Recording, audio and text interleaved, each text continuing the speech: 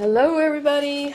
So I'm back here today to just talk about some of the things that I'm working on, all inspired by a lot of people on YouTube. And once I started surfing around everywhere on YouTube, I went nuts, and it's been books and art and mixed media and trying this and trying that and finding out what things I really enjoy and some things that I not so much enjoy, like using embossing powders and stuff. I'm just not getting it. I'm not good at it.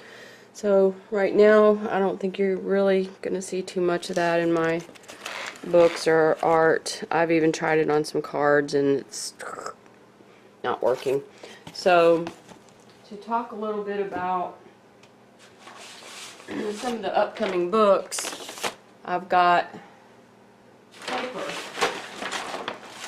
Paper, paper, paper. This is where it starts, and this might be interesting to you, might not be. This is the beautiful little bag that goes around all the long tall bags that people are stuffing their leaves and debris in from the yard. And what I did a couple years ago is when I was, working in the landscaping, I said, well, I'm going to take it home and give it a whirl. Why not? Just test it out. It's thick, it's heavy. I love heavy paper. It's better than any paper I've picked up at the store so far, and I picked up mixed media paper and it was crap. Watercolor comes in various, thicknesses. It's great too. It's expensive. This was free. So I still like this better. I don't know why. I do.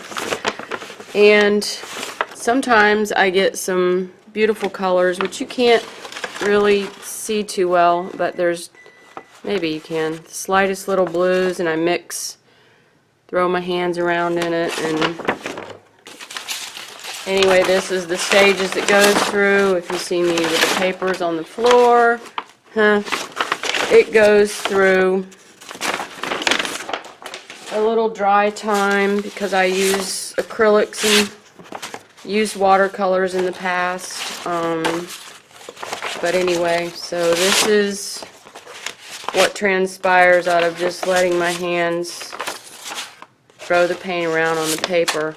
And sometimes it's a little bit less blended, and sometimes it's more blended. And when it gets to the final stages of a book, I think it's just makes my heart feel divine. This was a piece of that. It started out as just blobs of finger paints, and then I deliberately put these in there because I was imitating a finger painted piece of art that went on a book, my very first round of books. Didn't get any pictures of it, and I said, well, I want to make another one. So this is pretty much like that, and the roses are falling down or the roses are up. Now the reason why I'm showing you this is because sometimes you can purchase a lovely book at the store and it falls apart with water and paint touching it all the time. So what I've been doing, a couple last year, a couple more recently, now that I'm back to painting paper for the books, I made my own. And this is not well done. It's not for sale. It's for me. But it's bag glued together. Nothing spectacular except some pretty little art that I put on the front. This one is some paper I wasn't happy with, again, from the craft store. Didn't really like it, so it's just a sketch book that has barely been picked up. I picked that up the other day and went back over her face I didn't like. This is a stitch I learned from Shannon Green, and it's good if you have a long book or a skinny book, but it was fun to try, because the thing about it is this is not going anywhere. It is sewn to the hilt, but it's an art book, one of my art books too. This is one that I'm going to be playing with. I took a free dictionary I picked up out of a book bin and shortened it up, took the spine and overlapped the spine just enough to fit this while I was measuring it, fitting my paper that I already cut. And this is the finger painted paper with one really one groovy page so far. That was something I did while I was sitting on the floor. I need to do more of those. Those are pretty. So that's going to be an art book. This is another one. It's got a lot of, this one here I sewed in much like my books. Put in a little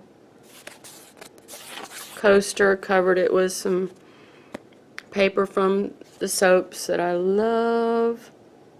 Those are beautiful, beautiful papers. So what goes inside is going to be stuff like this, or stuff that's in here. Now, I still go back on these and play around. She is changing all the time, but when I started learning some paint layers from people, I said, that's the trick.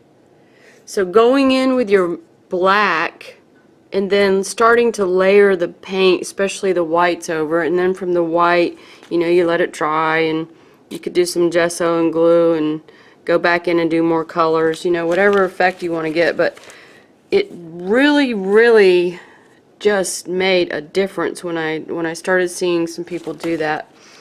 I hope you can understand what the heck I'm talking about. This was doodle time, imagination, go crazy. A little bit of it is some paper that I glued down, and then the other parts are just swirls I created and then started daydreaming. I don't remember how that transpired. I think it was a doodle in my head. I took another one, cut it out, a doodle, and pasted it onto here, and then just, you know, it's just abstract craziness. And she needs to be redone too. She just looks kind of dirty now from all of the chalk and stuff.